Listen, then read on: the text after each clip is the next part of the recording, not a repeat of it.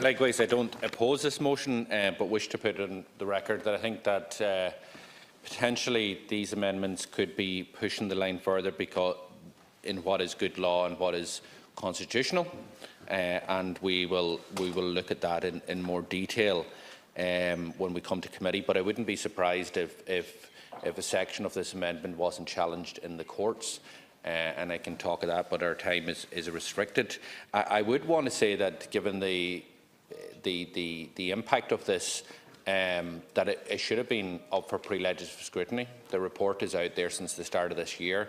This should have been scrutinised and an opportunity just to hear from other sides. I'm aware, though, that there is an insurance crisis. It is many factors, but the government seems to be fixated on the issue of fraud, which is an important issue, but isn't just the only one. Meanwhile, what we see in the committee of last week is that the insurers are running rings around the minister. And I think it is time to stop and pause and look at the actions. Why are the insurance industry allowed to block time and time again or delay things that they don't like while pushing ahead with things that they do like? But we are talking about a procedural motion here that allows for this to go to committee, and I have no issue with that. I think there are issues in terms of the inference that can be drawn that we change that from may to shall. I would like to hear, in relation to the reduction from 2 months to 1 month, the impact that could have on genuine claims, because I think that we're united in this House that fraudulent claims needs to be stamped out, but we also need to have prosecution on fraudulent claims.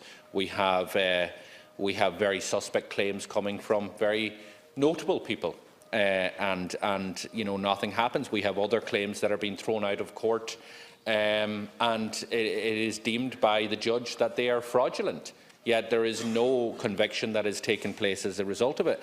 And the question I keep on asking is, where is the Garda Fraud Unit? We hear that there was a meeting between the Minister and the Commissioner. I've made this point time and time again, that the idea, and I said it to his predecessor, Owen Murphy, the idea that we would have a private enterprise funding a section of our Garda is not on. It's a precedent that we should not establish. And I know it operates in London, but it should not happen. We should not allow any private interest to fund a section of our police service.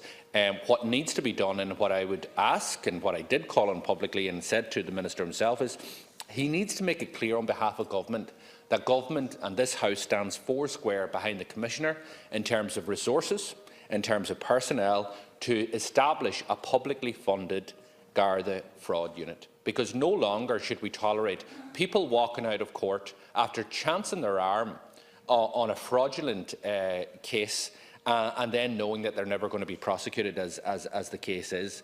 We also, I would like to hear, in terms of the update of the Competitions Authority investigation into cartelism. But look, these issues will be examined in detail on Thursday. I'm not opposed to them. They are only a part of the picture.